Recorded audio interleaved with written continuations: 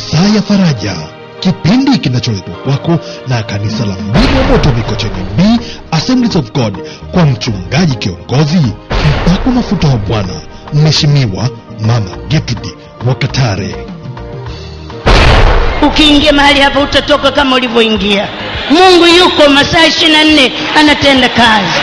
Haleluya! Kana matarajio ya kwamba leo ni siku yako ya kufunguliwa. Kana matarajio ya kwamba leo muujiza utaota ndani yako.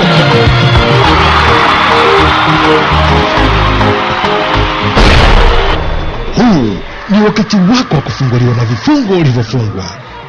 Je, umefungwa na vifungo vya mapepo au vifungo vya magonjwa? Huu ni wakati wako wa kufunguliwa. Mungu anaachilia uzima tele katika jina la Yesu. Kila aliye mgonjwa ondoke akirukaruka kwa jina la Yesu. Yesu mtende miujiza shuka. Yesu aliyemfufua Lazaro shuka. Na hii ni nusu saa ya faraja pekee na mchungaji kiongozi Mheshimiwa Mama Gertrude Rwakatare.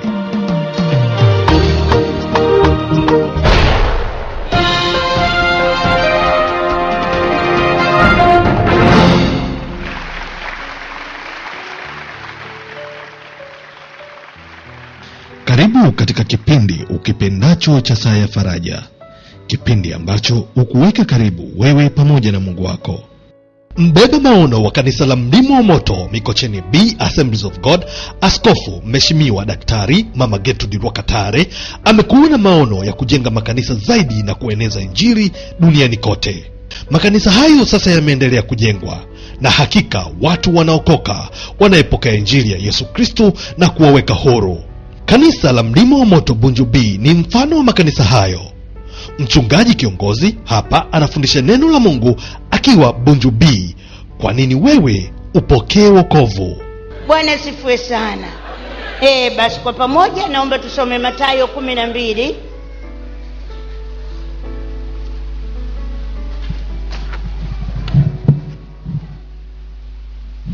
Mathayo 12 kuanzia mstari wa 43.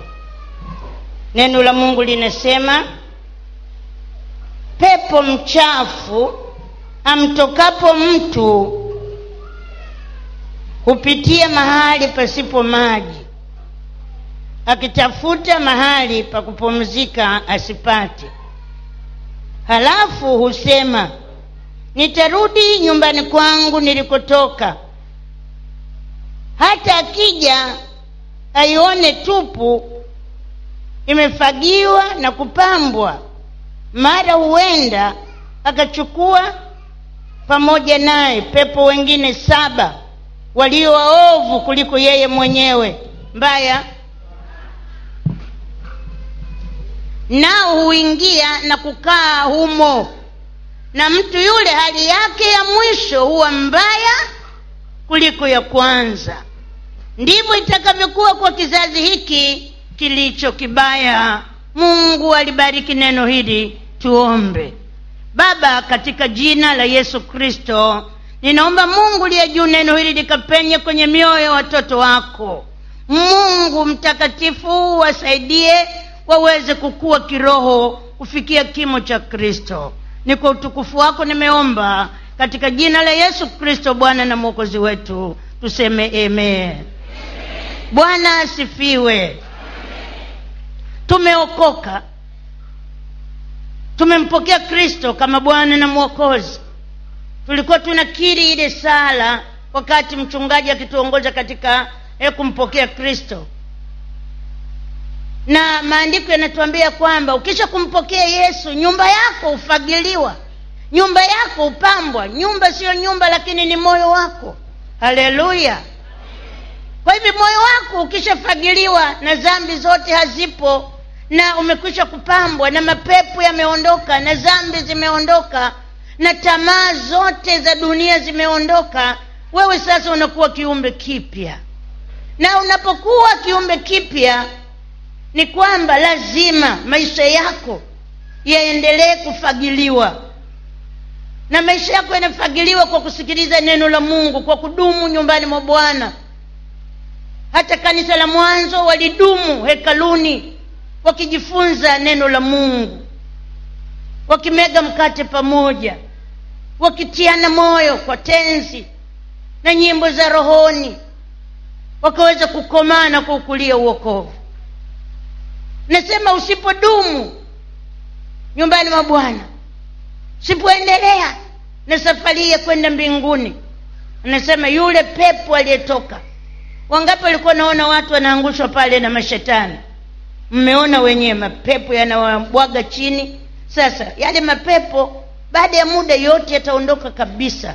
Hao watu watakuwa huru tu, watakuwa hata ukisema kwa jina la Yesu huwezi kuona kama ataanguka au nini, kwa sababu anakuwa amejazwa na nguvu za Mungu. Kwa hivyo anakuwa kabisa ni kiumbe kipya. Bwana asifiwe sana. Sasa yale mapepo kama ulivyokuwa naona tunayatoa na kuyakemea kwa jina la Yesu, yanaondoka. Yanapokaa kwa muda yanatangatanga huku na huku, hayana pa kwenda. Maana shetani ni kama simba ungurumaye, lakini sio simba. Anatafuta mtu ammeze, anatafuta mtu aliyeokoka ammeze, ili uweze kufanya dhambi, ili uweze kufanya mapenzi yake.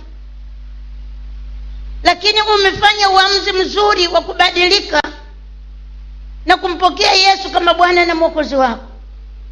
Sasa kama Yesu hayuko ndani full time, ni kwamba shetani katika kutangatanga kwake akikosa anarudi, anaenda kuchungulia mahali pake, anaenda kuchungulia pale kwenye nyumba yake, yani kwenye moyo wako. Anachungulia akiona kwamba kuna nafasi, hakuna sala, hakuna maombi, kuna nafasi. Umerudia dhambi za zamani, unajichanganya, hakuna nafasi. Matusi ya zamani, mambo ya zamani yanarudi kidogo kidogo. Hapo anasema anaenda kuita wenzake 7, maana peke yake anajua hata kuweza. Anaenda kuita wenzake 7, mapepo wengine 7, wale ni wabaya zaidi kuliko yeye. Mbaya. Anasema alafu yote yanakuja sasa, yale 7 na yeye mwenyewe anakuwa 8, wanaingia kwako. Anasema hali yako ya sasa hivi itakuwa mbaya kuliko ile ya mwanzo. Kama ulikuwa unalewa, sasa hivi utalala kwenye mtaro. Kama ulikuwa mzinifu, basi sasa hivi utachukua hata watoto wadogo wa shule. Unakuwa na tamaa ya kuzidi kiasi, kwa sababu mapepo 8 wanafanya kazi ya pepo mmoja. Si hapo utakuwa umeharibikiwa kweli kweli? Je, wewe uko tayari kushiriki baraka hizi za kueneza Injili?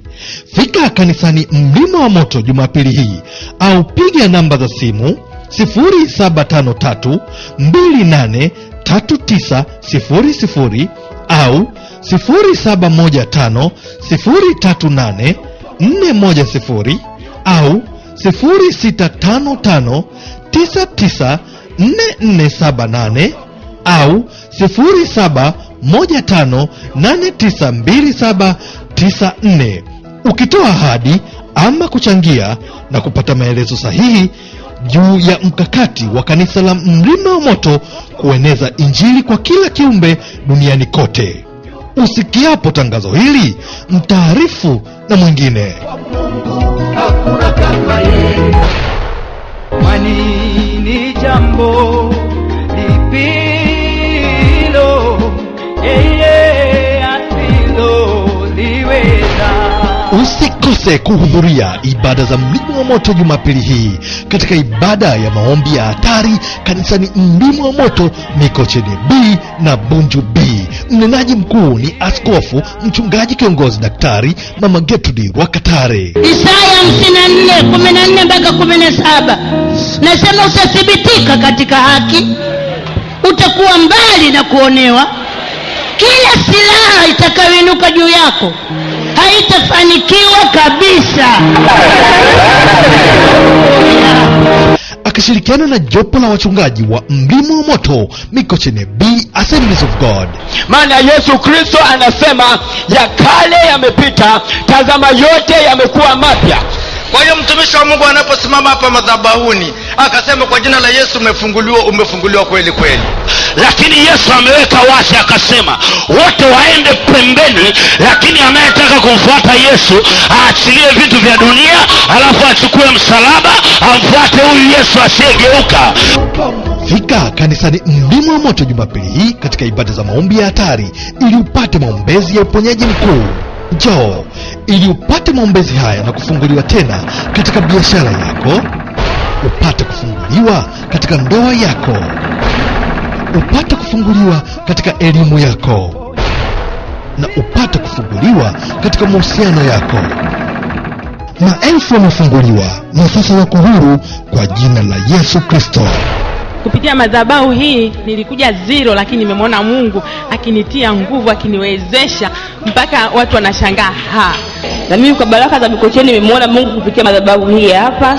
Mimi tangu nije hapa Mlima wa Moto nina mwezi mmoja, lakini nimemwona Mungu. Nikasema hivi, lazima niende Mlima wa Moto. Njoo, kwani hii ni zamu yako kuombewa katika maombezi haya ya hatari na lile gumu maishani mwako kupata kibali kutoka kwa Mungu mwenyewe.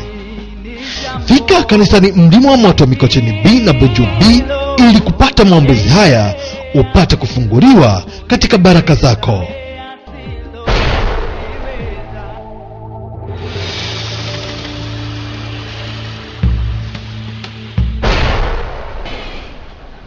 Inua mkono wako mmoja juu.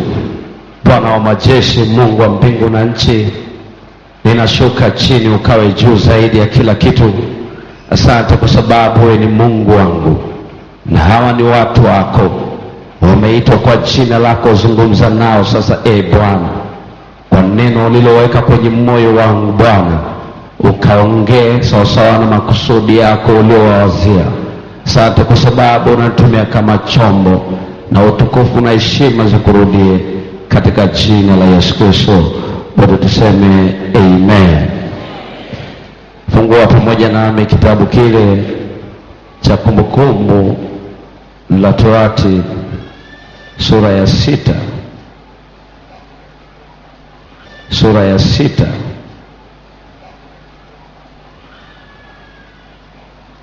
na mstari ule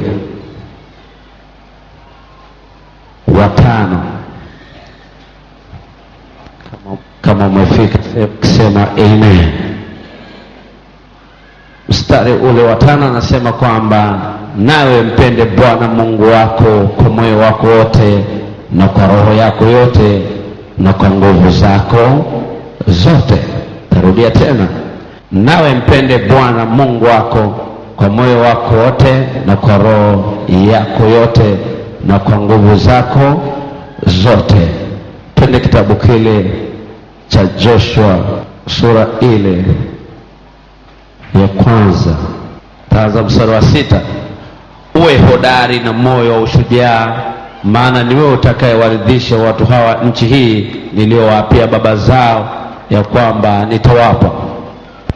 Mstari wa 7 anasema uwe hodari tu na ushujaa mwingi, uangalie kutenda sawasawa na sheria yote aliyokuwa Musa mtumishi wangu. Usiache kwenda mkono wa kuume wala wa kushoto, upate kufanikiwa ila uendako. Kitabu hiki cha Torati kisiondoke kinywani mwako, bali atafakari maneno yake mchana na usiku, upate kuangalia kutenda sawasawa na maneno yote yaliyoandikwa humo, maana ndiko utakapofanikisha njia yako, kisha ndipo utakapostawi sana. Sema amen. Bwana alibariki neno lake. Sema amen. Leo tunaongelea habari ya kuwa na njaa ya Mungu. Mwambie jirani yako, una njaa ya Mungu? Njaa ya Mungu kwa kanisa ni muhimu. Ni muhimu sana kitu kinachoitwa njaa ya kiroho, njaa ya kumtafuta Mungu. Mpigie mama makofi kwa sababu ametangaza maombi ya kufunga siku 3 kali. Mpigie Bwana makofi kwa sababu ya siku 3 za usoni zilizoko mbele zako. Njaa njaa, una njaa ya kiroho. Wengi wanasikia njaa ya kimwili, ikishafika tu saa 7 mazingira yao hawaongei tena na mtu. Ikishafika tu saa za kula anaanza kupiga miayo, njaa. Na hapo umwambii kitu chochote wakati anasikia njaa. Wacha nikupeleke ili uelewe njaa ni nini. Mwambie jirani yako, unajua njaa ni nini? Muulize tena, maana saa zingine anaweza akawa hajasikiaga njaa mpaka akaona mazingira mengine matatu. Njaa, kitabu kile cha Mithali sura ile ya 27 mstari wa 7. Ukifika sema nimefika, alafu tusome pamoja. Mithali 27 na mstari ule wa 7. Biblia inasema, nafsi iliyoshiba hukinai sega la asali, bali nafsi yenye njaa huona kila kitu kichungu kuwa kitamu. Nimesikia ameni 2, ongeza ameni. Yaani mtu mwenye njaa, mtu aliyeshiba, ukimwekea asali anasikia kichefuchefu, anasikia ataitisha pilipili. Kwenye asali uweke pilipili, kwenye asali utasikia anaitisha tena chumvi, kwenye asali ile ile. Huyu ni mtu aliyeshiba, hukinai sega la asali. Lakini kuna mtu mwenye njaa. Mtu mwenye njaa atajua kwamba chakula hakina chumvi atakapoanza kushiba.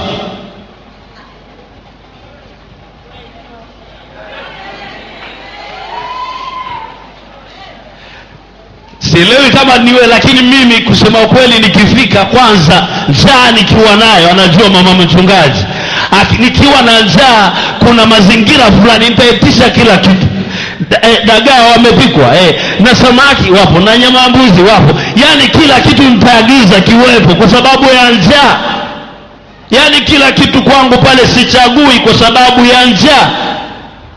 Na hata hivyo sitajua kwamba mafuta yamezidi ama chumvi imezidi, lakini baadaye nitakapokuwa naendelea kula na leo nani kapika, mbona chumvi nyingi? Lakini mwanzoni vijiko 5, 4, 5, 7, 8 siulizia habari ya chumvi kwa sababu njaa inanizidia akili. Siwezi kukumbuka kile kinachotakiwa kwa sababu njaa inanisumbua. Njaa ya kutembea katika haki ni nzuri kuliko njaa yoyote ambayo ipo duniani. Ndio maana Biblia inasema heri wenye njaa na kiu ya haki, maana hao watafanyaje? Watashibishwa.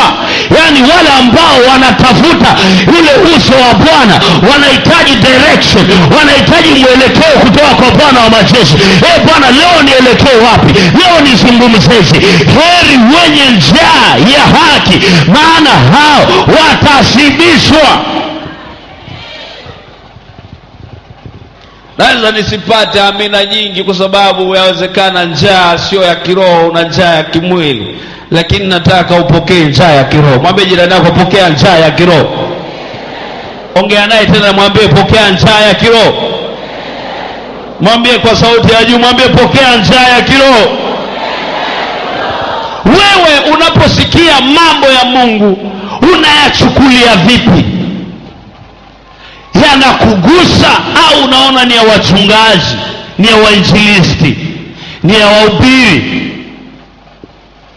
Mtu mmoja alikuwa anafuatilia kombe la dunia ambalo linaendelea kati ya Brazil na Argentina. Huyo mtu alikuwa ameshiba hiyo timu ya Brazil. Umwambii mpaka amechora nusu ya mwili wake, amechora ile timu, rangi ya ile timu. nusu, ni mtu mzima, lakini ameachana na utu uzima wake. Ana njaa ya kushabikia timu ya dakika 90 kwa kiwanjani. Huyu bwana katika kuangalia timu yake akawa anaamini 100% zote kwamba watashinda. Kilichotokea, hawajashinda, wakafungwa. Walipofungwa, hakuzungumza na mke wake, hakuzungumza na watoto wake. Alikuwa na kampuni, alikuwa na biashara kubwa kubwa. Maana unafikiria kuhudhuria kombe la dunia ni mtu hivi hivi, lazima uwe na mshiko. Huyu mtu, kwa sababu ile timu imeingia kwenye damu, hakuongea na mtu yoyote. Alipanda ghorofa ya 15 alafu akajirusha akafa. Kwa nini? Ana njaa ya kutaka timu yake ishinde tu, sio ishinde yeye. Moyo wake, maisha yake yote ameyatoa sadaka kwa ajili ya timu inayosukuma mpira wa ngozi ya ng'ombe dakika 90 tu. Huyu ni mtu ambaye ameamua kupeleka moyo wake mahali pamoja na kuamua kujishibisha na vitu ambavyo havina mpango. Amejilisha ulimwengu unaopotea, amejilisha dunia ambayo haina shukurani, amejilisha vitu ambavyo hakuna atakayempa pongezi. Lakini watu wa Mungu ambao tuna kiu na njaa ya Bwana, hata kama tukisukumwa tutasimama, tutasema, tutasonga mbele, kwa sababu nina njaa na kiu ya Bwana wa majeshi. Haleluya, haleluya.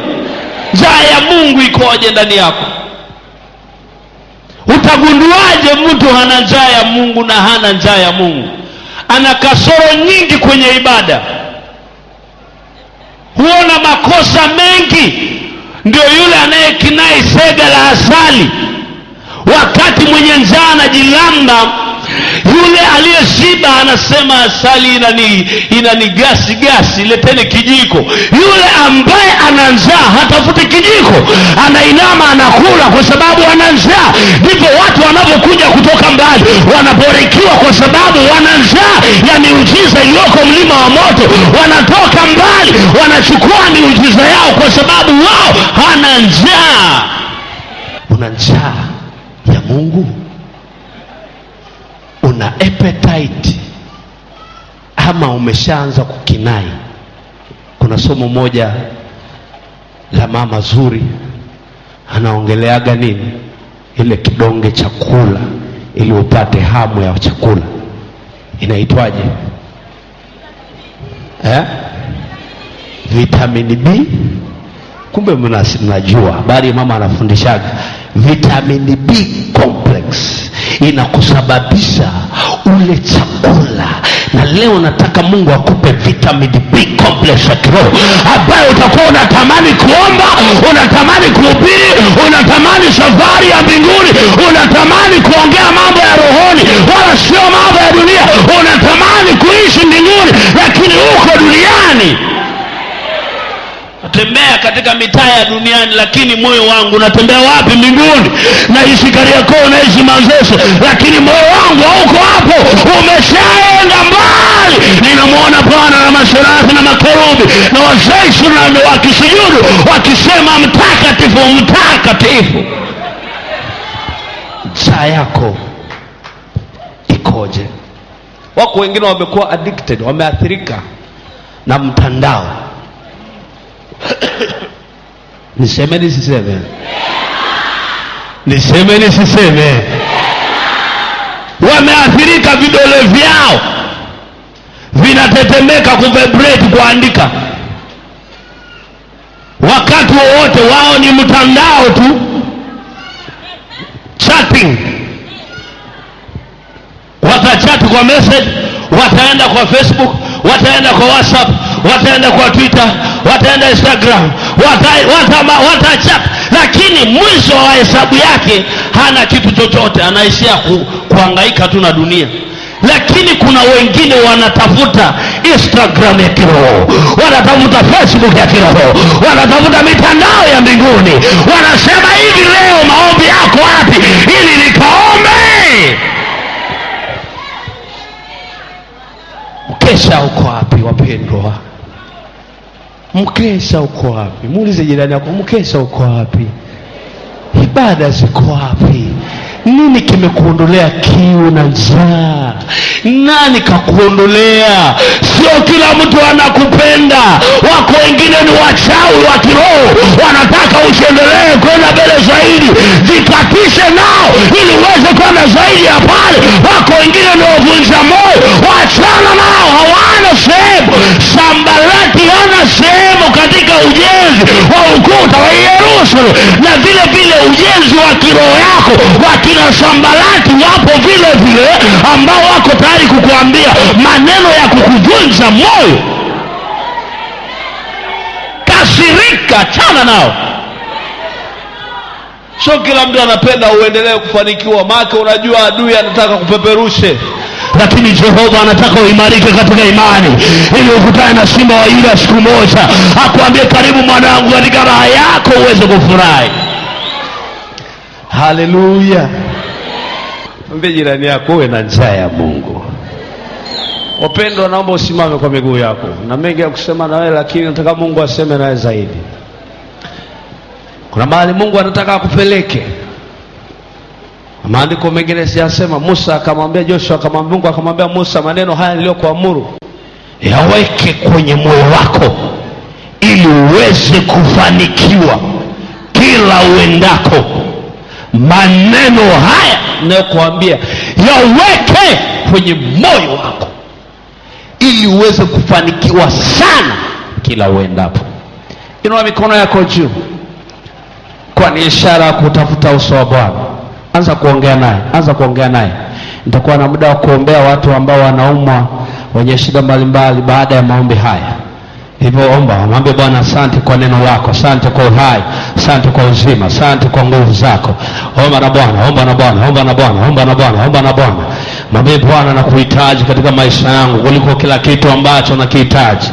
Mwambie Bwana, nakuhitaji kuliko vitu vyote, maana mimi sio kitu mbele zako bila uwepo wako. Bwana, nakuhitaji, wewe ni nguzo yangu, wewe ndio maisha yangu, wewe ndio uzima kifoni. Ulisema utakuwa na mimi hata ukamilifu wa dahari. Bwana, usiniache wala usinipungukie Jehova.